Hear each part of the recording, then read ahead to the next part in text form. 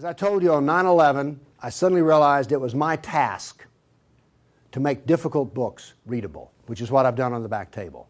I sometimes describe myself as a man who reads big, thick, old books and writes modern, small books that anyone can understand. And actually, I rather enjoy it. I don't surf the web. People are disappointed when they run into me sometime and some other counter-jihadist, they go, "Have you seen my website?" No. I don't even go to my own website. I have very little interest in the web except for Craigslist and Yahoo headlines and Drudge. That's it. So I like reading big, thick, old books. I really do. But I thought when I got my books written, in which the Quran was easy to understand, here's Muhammad, easy to understand, all these books on Sharia and everything were easy to understand, I thought, we win. No, we don't even have game. Because what I discovered was, other than a minority view, and trust me, you are so minor, everyone else's reaction to the knowledge, to the answer to question, what is the true nature of Islam, react in fear, hatred, and anger.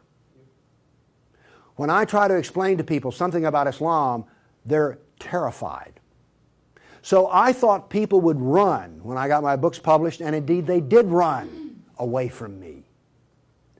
So I thought there was just one great question. What is the true nature of Islam?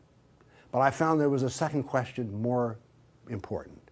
Why are we afraid to know Islam? Now, remember I told you about stories? Here's the thing. My books are factual. They work here. But in dealing with human beings, if you're going to make a sale, any salesman will tell you this, the facts are secondary to the feelings. And where you get feelings is from stories, amongst other places. And I began to think about, why is everyone so afraid even though they don't know anything? Well, it turns out they do know little figments of stories about Islam that involve violence. And the knowledge that they were into the slave trade does not come as a shock, really. So, remember I told you that the house of Sufism was like a palace with a smell coming up from the basement? Everyone smelled that smell. They just don't want to talk about it. But it's somewhere deep in the back, almost primordial mind. So, the problem is we don't know the history of Islam. We don't know the answer to this question. This is the world of Islam. How did it happen? You can ask very intelligent people, and they will not be able to give you the answer to this question.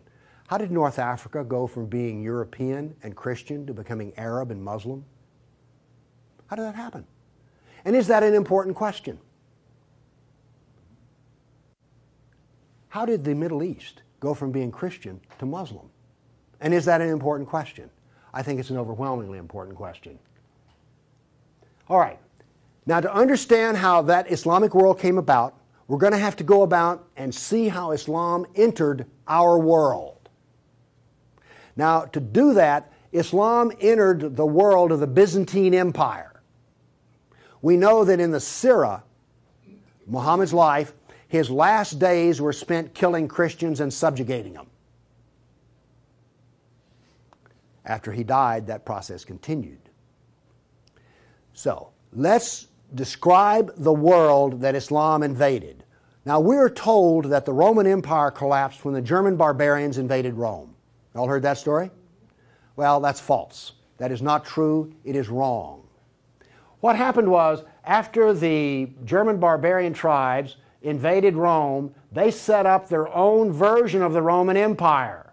They retained classical culture.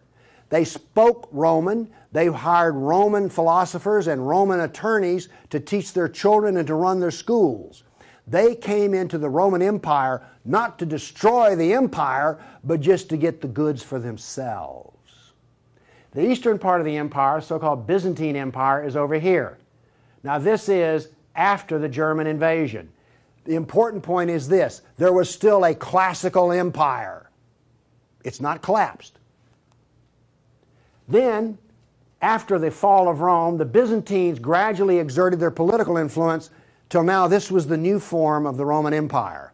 This is the Byzantine Empire, and it is about to be invaded. This is the classical world that Islam invaded. Notice that the classical world is still up and running. It's critical to remember that. It was now weak, but it was still up and running. We're going to see what caused its collapse. Here we see in 25 years, 3 stages of development of the spread of Islam. This is 25 years' work. How is it that the Arabs were able to do to the Byzantine Empire what the Persians could not do in Iran? Here's the answer to that question. It has to do with Iran, actually. The Greeks and the Persians had been having wars since forever. All right? The 300 at Thermopylae, that was about the Persians. All right? Alexander the Great, he defeated the Persians. The Persians kept hammering on the Romans and then the Byzantines, and 25 years before Islam invaded, there was one massive last series of battles that left Persia weak and the Byzantine Empire very weak. Then comes along the Black Plague. 1 person in 3 dies. So the Byzantine Empire, when Islam invaded, had been weakened by a long war with Persia and the loss of 1/3 of its population. The economy had collapsed by 2/3. You think the Obama economy is bad? Try 2/3. So we had an empire that was weak, invaded by people with a mission. Now what's important here is these 3 different shades of green represent the different caliphs. This empire is beginning to build here came from people who could be described as the apostles of Muhammad. Why is it important to know that? They knew Muhammad. They held his hand. One of them, Ali, married his daughter. Abu Bakr was his father-in-law. These people are not just brothers in the religious sense, they're brothers in the family sense. They knew Muhammad like I know my wife. And what did they do? Did they go out preaching the Quran? No, they didn't. They picked up their swords, got on their camels and horses, and went out whacking Christians and Persians. That is, this is the true nature of Islam. Here you see it. This is the fruit on the tree. Massive destruction. Now notice something else that's happened here. Egypt is the breadbasket of the Mediterranean.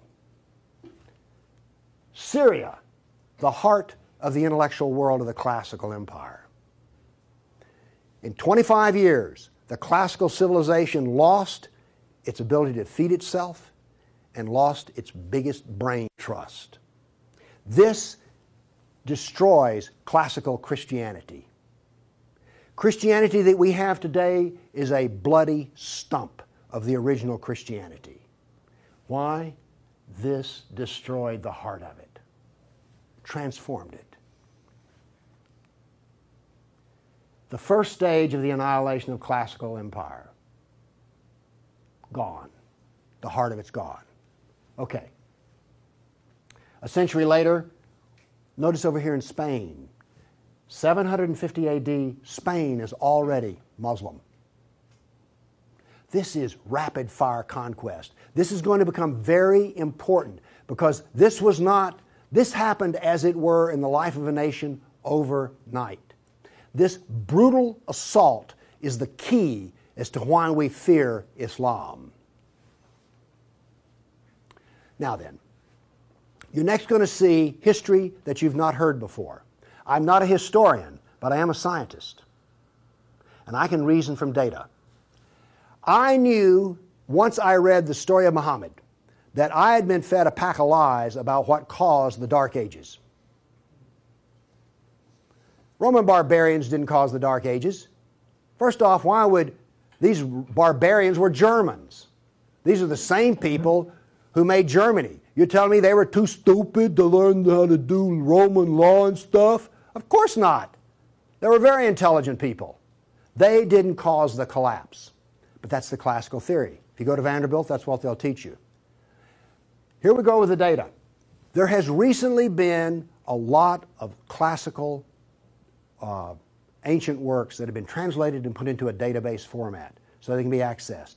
There's been massive archaeological research under the ocean and at the edge of the Mediterranean. From this archaeological research, we're able to track history and economies. All right? That figure I gave you about how the economy collapsed, that came from the study of sunken vessels. Because if you're not buying much, if 1 in 10, let's say 1 in 10 ships is sunk, that figure's not that high, but whatever. If you see a lot of sunken ships, there was a lot of ships sailing around. When they go down, the economy goes down. So from this data, we know a lot. And this, in particular, the database of ancient documents, gives us 548 battles that Islam fought against the classical world. This is all new information. I've talked with people who consider themselves history buffs, and they go, well, let's see, battles of Islam against Europe. Let's see, we've got the invasion, we got Tours, we got the invasion of at Gibraltar, we've got Lepanto, Gates of Vienna, collapse of... Okay, that's 5. You talk to a historian, and those are the 5 battles they can scratch up. And I remind you, you can have all of these slides if you just send me an email for it. Okay, what does this new data show us? It shows us this. See the white spots? They're brand new battles. They're going to change to red. These are new. Every time, I want to show you this all over again, every tick is 20 years. The new battles for that 20-year period come up in white, then they fade to red to show you the history. So white's what's happening right now, red has happened. Let's see how these 548 battles act out over. We're going to watch, in 70 seconds, we're going to watch 1,200 years of conquest. Look how fast this is happening. Bam! Here comes... You didn't know France was hammered that hard, did you? You heard of Tours. Watch what's happening in Spain, in the islands. Now, many of these raids or battles, if they're at the coastline, are slave raids. The slaving that took place in here was extensive and went on and on. All of this work is also happening now then. We're now into the golden age of Baghdad. This is the punishment that's being handed out to Christians everywhere. In Spain, after one battle, there were knights' heads were cut off and they made a pile so high that a man on horseback couldn't see over them. All of the European civilization in North Africa is now gone. I have a question. Have you read the 13th tribe? No. Okay. Now, pretty soon, and by the way, there will be a period of time, and you can see the clock running up here, there will be a brief blip of 5 battles that occur in North Africa, the Barbary Pirate Wars. We're on there. Okay? Now then, Byzantium has fallen. Now then, Eastern Europe is being hammered. Notice that it is relentless. It doesn't stop. This is the history that you're never told about. This is the history that explains how all of this came about. Now then, they're getting slower because Islam is becoming weaker.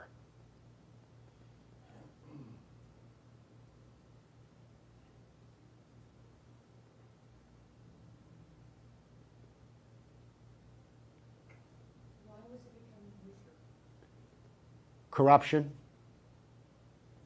All empires collapse from the inside ultimately. Okay.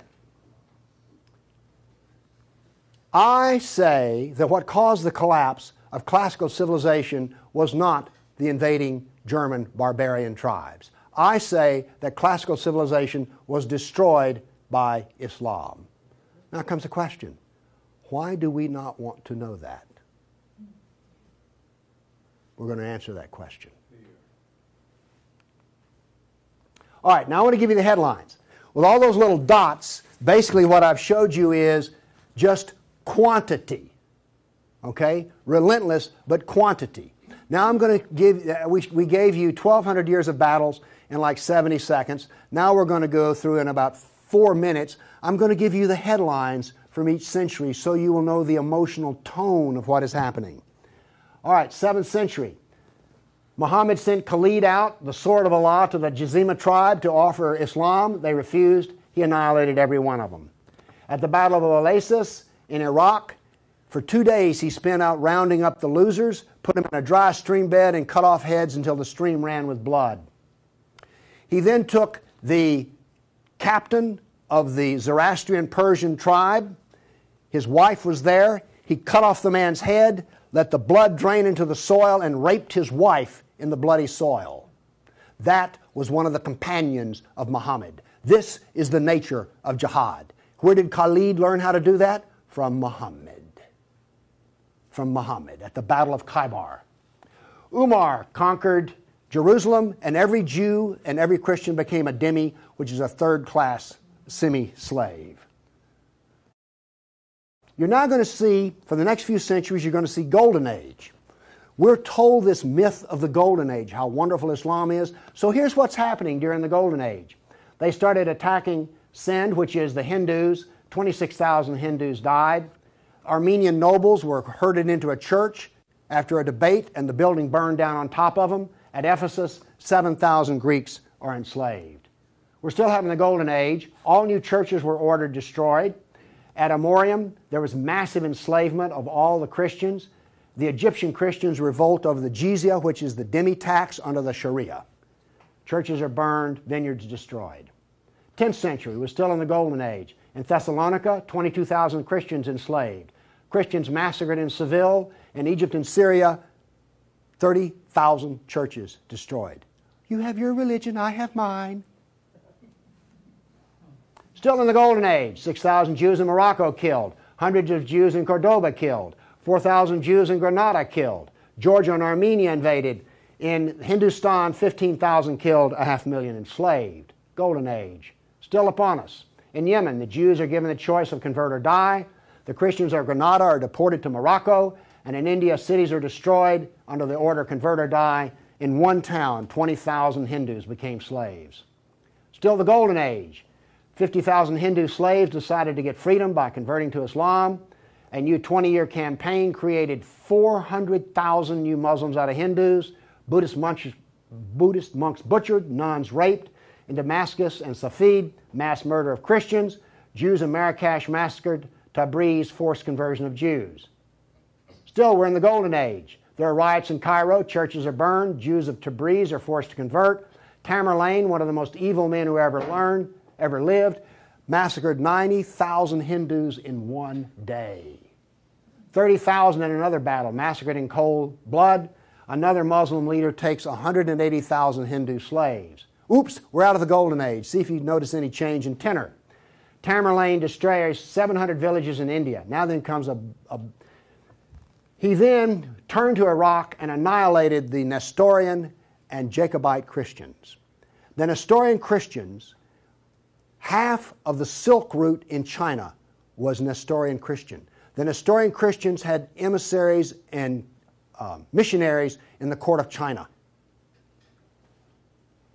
Afghanistan was partly Christian. All right? Gone. This is part of the destruction of the church that no one knows about. 700 years of attack, they finally destroy Constantinople. 16th century, the son of Tamerlane destroys temples, forced conversions. Two of his generals built 2 towers of human heads. Once again, you couldn't see over them. And then noble women, Hindu women, started the practice of sati, which was mass suicide in order not to be sex slaves inside of the Sultan's harem. 17th century, Jews of Yemen and Persia forced to convert, forced conversions of Greeks. The Zoroastrians are persecuted in Persia, and over 500,000 killed Hindus. 18th century, more Zoroastrian persecution, Jews of Jeddah expelled, Jews of Morocco massacred, Hindu persecution continues. 19th century, more forced conversion of Jews, Jews of Baghdad massacred. Oops, 250,000 Armenian Christians slaughtered in Turkey. Now then, in Persia, the Zoroastrians are completely annihilated. 20th century, over 1 million Armenian Christians killed. 1 million. So you now not only know the number of battles, you now see the tenor of what's going on. You now know quality and quantity. Do you get the drift on how bad this was? Now then, the establishment doctrine is that we've already told you classical collapse had nothing to do with Islam, and indeed Islam was a source of good because the hillbilly Europeans lost their classical learning and the shrewd, smart Arab Muslims preserved all the knowledge in the Golden Age. This is what is taught in our schools. I maintain that it was annihilated by Islam. Okay, we've been talking about land here. I now want to talk about water because classical civilization was based upon the Mediterranean Sea. Egypt was part of the Mediterranean world. It was not part of the African world, okay? Because to go from Alexandria, Egypt to Nigeria was a lifetime. But you could get on a ship and be there in 10 days. Does this make sense? It was cheap transportation. You could haul a ton of grain from Egypt to Rome as much as it cost 75 miles by ox cart. This is important. I'm going to be driving back on the interstate after I finish talking here. I do not expect to be attacked or shot at on the way. I presume that the interstate is safe travel. It used to be that way under the Roman peace. That ended. The importance of naval work, as many as 500 boats could be in the harbor of Constantinople. The collapse of the freedom of sea. Let me show you something. Now we know this from history, the data. Rome used to communicate with France by boat. After Islam, they went overland through the Alps. Why did they do that? There was no longer freedom of the sea. Here's interesting. The Black Plague was a known problem in the Mediterranean. It used to take 4 months to get from here to Constantinople because there was sea trade back and forth. Well, that was eliminated. So now then, when there was an outbreak of the Black Plague, it went from harbor to harbor, all around here, and it took 4 years to get to here. Do you see the point I'm making? There was that little freedom of trade. As a merchant striking out to do business, you could wind up with your ship gone, your goods gone, and you're in chains, enslaved. By the way, this cuts down a lot on commerce. A brag. The Christians couldn't float a plank on the inland sea. What did this do? It isolated Europe and impoverished Europe. So, you know the business of the Barbary pirates? You know the business of the Somali pirates? Same. It is Sunnah. It is Sunnah, the way of Muhammad. There's a famous hadith which is repeated endlessly in which Muhammad awakes in a dream and he sees his jihadists sailing the inland sea. Islam always practices, where possible, economic warfare. Muhammad attacked caravans. What was attacked in New York? Ooh, Trade Center. This, economic warfare. I am an admirer of Islamic civilizational war methods. They're superior to everyone else's thinking in war. They use everything for war. Everything, including the womb. This was an economic jihad. There were three, you've heard of the Dark Ages? Well, there were 3 Dark Ages.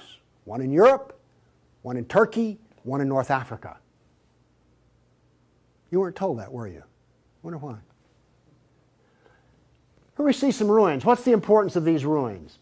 Well, they're up and standing. What happened to all the ruins in Rome? Well, the people who were still living there used them as quarries. They harvested them. The Colosseum remained simply because it was so big. What does this tell us here? If all this stone is still stacked up, there were no people. The invasion of North Africa was so brutal and so fast that it actually left in the harbor a layer of silt. Here's how that happened. North Africa used to be farmland, irrigated farmland. The Romans, clever men that they were, put along the roads in North Africa olive trees for shade and for keeping the road fixed for free. Because what would happen is you would bid on buying a lease on a stretch of Roman road in North Africa. You maintain the olive trees and the road, and you got to keep the olives.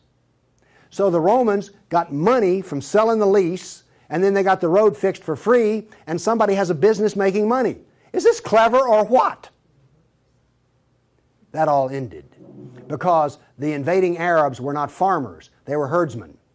The people there were Christian, and so therefore, when the average Arab family would own 50 goats.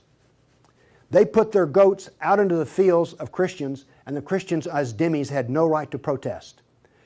Between death and the erosion of the crops, there was this produced a layer of silt in the harbors.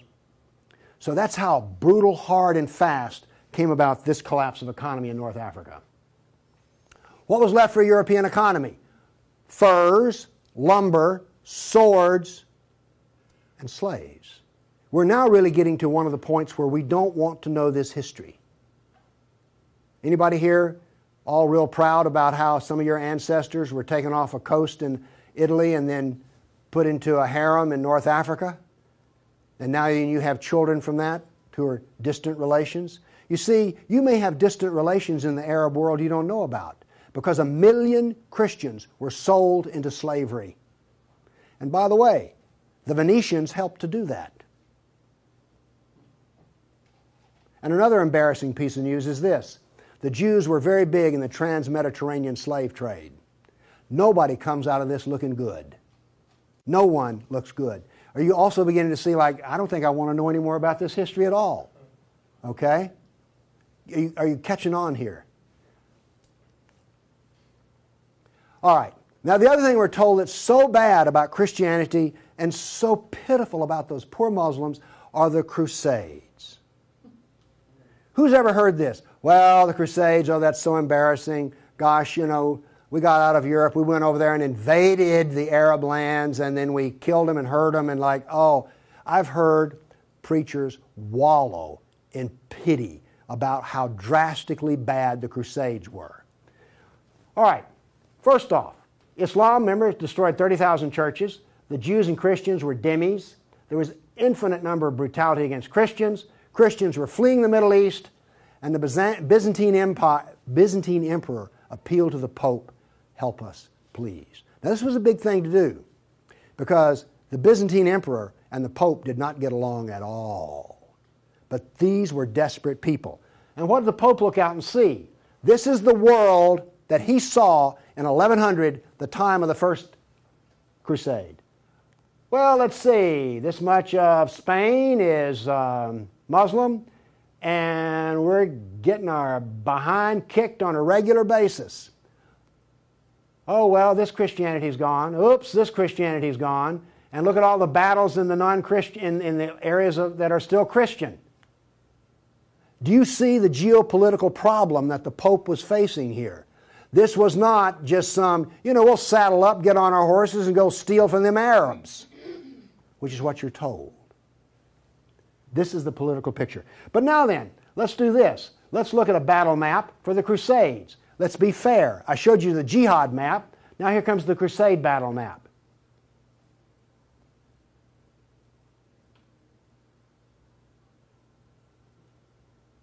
We're almost done.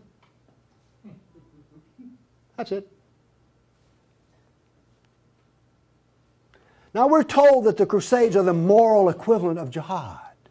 And therefore we need to be ashamed and whine and cry. All right. The Crusades were defensive, lasted 300 years, and the last one was over 800 years ago. All the jihad was offensive, lasted 1,400 years, and it's happening right now. In all probability, some Christian is being slaughtered in Nigeria today. Now, Is this moral equivalence?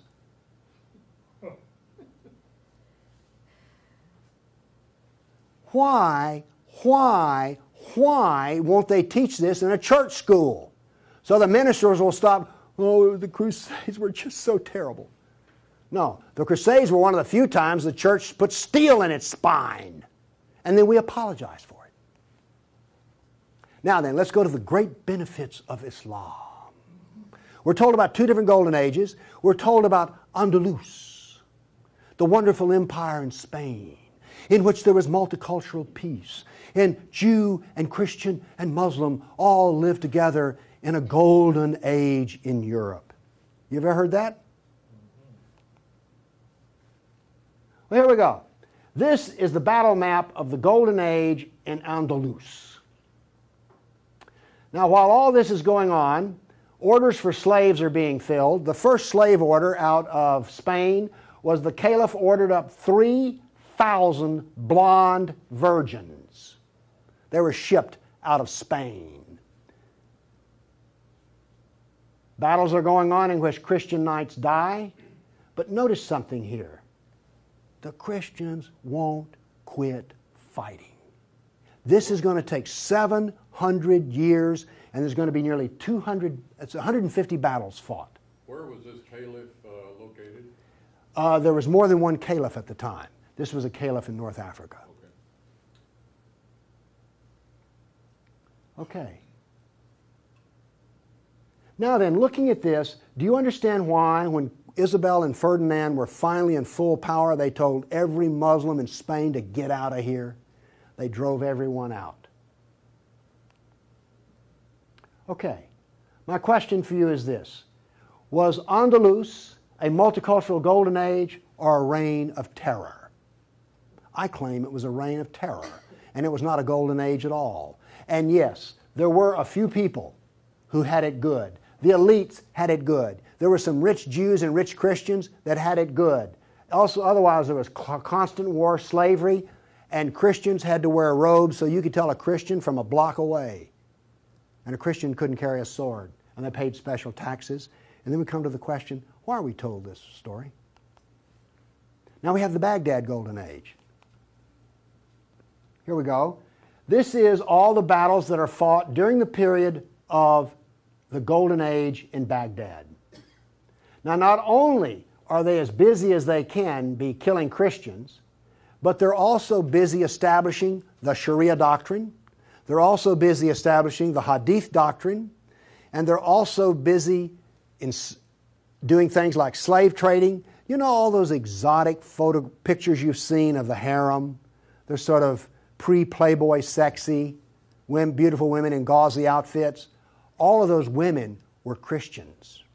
Less romantic sounding, isn't it?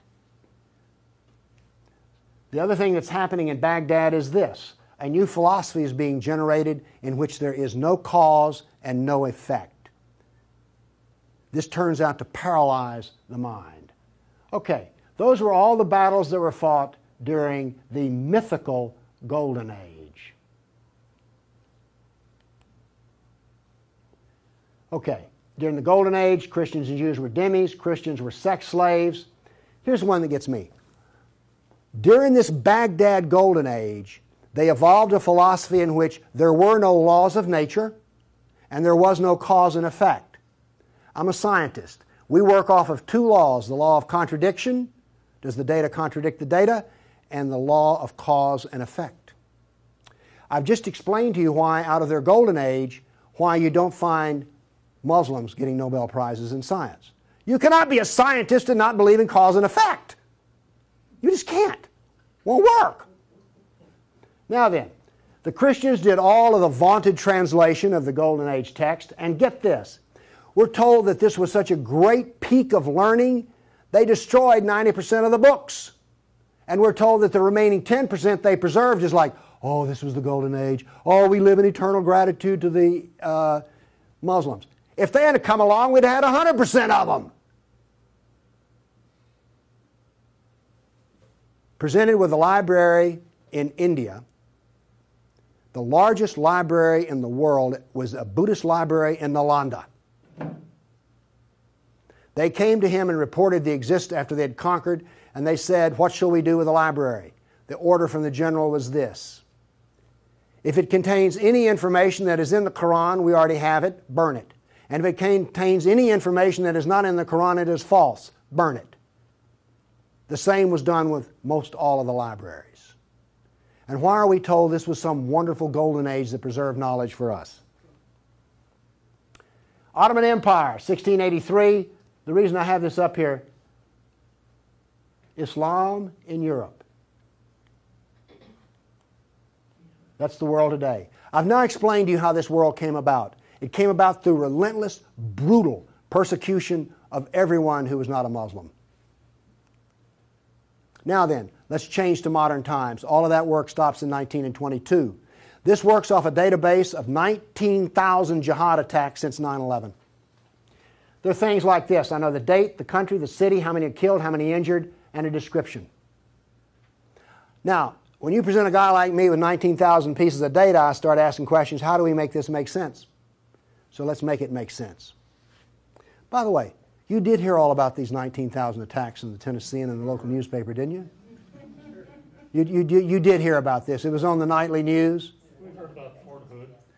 Oh, the workplace incident. Oh, yeah, I got that. All right. Anyway, moving along here. This, by the way, is where all these took place. I just think that's interesting. And you'll notice something.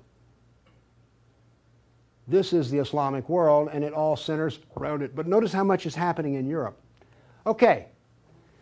I take the data and I parse it and I divide it. I use Islamic doctrine to analyze this data. What does Islam insist on? Well, in my first lecture, I told you they're fixated on the kafir, right? So I use the kafir to analyze this data from an Islamic standpoint. See, I'm the ultimate multiculturalist. No, really. I'm the only person you've ever met who analyzes Islam on the basis of Islam. Here we go. Here we have, in the last 10 years, the total number of attacks. In the green, we have Muslim on Muslim violence. You mean a Muslim will kill a Muslim? Really? They're doing it in Syria as we speak, right? Remember Iran, Iraq? Okay. Then we have the only one I care about. I mean, my motto here is sell weapons and intelligence to the loser. I'm very serious. You think I'm joking. I know. Okay, here's our story right here. Stays pretty level. That's interesting. By the way, there's hardly a day in which there's not a jihad attack. Modern jihad is relentless, just like classical. Oh, by the way, one of the things this curve proves right here, Islam is bad for Kafirs. Islam is bad for Muslims. Islam is bad for Muslim and non-Muslim. That's what this data shows us. You want to argue with that? Okay, modern jihad is relentless. But what did we see in the other battle map? It was relentless. There are two types of jihad, against the kafir and against Muslim. You see, every time they kill a Muslim, the reason in Syria they're killing other Muslims, they're not real Muslims. Okay? Now then, we've introduced, however, a new phenomena. The mom and pop non-state jihadi shop. Okay? All of those battles up to 1922 were out of the caliph. Okay? We now have non-state jihad. That is all that is different. Okay, jihad attacks per year. I just chose the top 4 nations. But this doesn't really give us what we want because Israel's teeny-weeny and India's great big, so let's do this on per capita. Now then, Israel, I bet you were surprised about Thailand. You didn't know that Thailand was getting whacked on a regular basis, did you? And look, here's a Christian nation, the Philippines, ranks number 3. And then India was Hindu. Oops, wait a minute. Do you know what I just told you? Jihad is against the Jew, the Buddhist, the Christian, and the Hindu. This is the data. Now you go to these dialogues, these multicultural smoozes they have, where the preacher and the rabbi and the imam show up. The preacher and the rabbi show up to tie, the Muslim shows up to win. And then what does the Muslim tell them? Oh, the Christians and the Jews, they're people of the book. Oh, we're brothers in the religion of Abraham with the Christian and the Jew. You know, we're practically the same. We're brothers in Abraham. How's that stuff work out? Well, here's one of your people of the book. Here's another people of the book. Turns out they'll kill a Jew, a Buddhist, a Christian, or a Hindu just as fast as they will another. So much for being brothers in the religion of Abraham. The data does not support the theory. Therefore, the theory is wrong. There is no brotherhood of Abraham except in the minds of people who occupy pulpits. The jihad is against the Jew, the Buddhist, the Christian, the Hindu, and the secularists, by the way. The secularists are the worst of all. Well, maybe worse than the Hindu. It gets hard to know, you know. I mean, really. It's against all kafirs. That's who the jihad is against. The religion of peace. Here we go. 548 battles, 19,000 jihad attacks. In 12 decades, in 1,400 years that are jihad-free. Therefore, Islam is 91% violence and 9% peace. So George Bush was 9% right when he declared religion of peace. Constant violence is why? There's a doctrine. The doctrine of jihad is found in the Sirah, the Quran, and the Hadith. We've already been over this. They don't like kafirs. We have a whole doctrine of jihad within the text. Islam was only successful through jihad. Therefore, we have a doctrine which produces jihad, and it produces this effect of the collapse of civilizations. Here you go. Tears of jihad. 270 million dead over 1,400 years. Read them and weep. Read them and weep. The doctrine drives history. History shows the true nature of political Islam. Political Islam is the enemy of all Kafir nations. There's an intellectual history. In 1,400 years, I've read a lot of old documents. They never talk about the Muslim. They talk about the Arab, the Turk, the Moor, Al-Qaeda, Asian. And it's always been by specialists. And today, all the established specialists are apologists for Islam. Why was the Quran code not cracked recently? How come we don't teach Muhammad? And why is the Golden Age propaganda taught? Why do we remain ignorant and keep suffering? I maintain there's a reason for this. I maintain that this constant brutality over the centuries has produced in the Western mind the equivalent of the abused dog, the beaten wife, and the raped child. We do not think correctly. Everybody's seen the beaten dog that when you approach it? That is the Western mind. We deny the attacks. How much jihad is ever reported? The churches will not even admit that a Christian suffers anywhere. Fear. Muhammad used fear. Any public critic of Islam has a certain fear element there. Guilt. Oh, we haven't treated Islam right. If we treated him better, everything would be good. We don't teach the history. We humiliated. Who here is going to go home and brag about how your ancestors were slaves, how your history was annihilated, and that all we teach is the lie of the Golden Age? Have you not noticed since 9/11 how bitter and angry politics has gotten? The reason is we're not allowed to get angry at the enemy, so we get cranky with each other. We're powerless. Anybody want to debate about this? The abuser. Muslims will not admit they sold a single slave or ever killed a person. They're arrogant and self-confident. Islam is perfect. Word Islam means submit. They expect submission out of us, and they get it. Islam is the victim. After 9/11, I heard this. The real victims of 9/11 were the Muslims. You've heard that anywhere? After 1,400 years of jihad, brutality, enslavement, theft, deception, rape, annihilation, and insults, the Kafir mind has become identical to that of an abused victim. Our only solution is to face our history and welcome it and embrace it.